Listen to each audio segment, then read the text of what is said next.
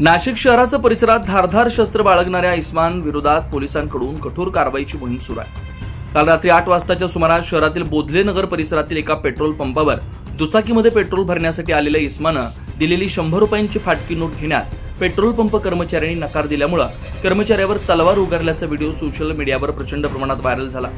या प्रकरणी अज्ञात संशयितांविरोधात मुंबई नाका पोलीस ठाण्यात गुन्हा दाखल करण्यात आला होता। सदर घटनेतील संशयित हा बजरंगवाडी इथे येणार असल्याची गोपनीय माहिती पोलिसांना मिळालेली होती। मिळालेल्या माहितीनुसार पोलिसांनी सापळा रचला, त्यास ताब्यात घेतलं। मदन सोमवंशी असं पोलिसांनी ताब्यात घेतलेल्या संशयिताचं नाव आहे। त्यास 2 दिवसांची पोलीस कोठडी सुनावण्यात आली आहे। घटनेचा पुढील तपास मुंबई नाका पोलीस करतात।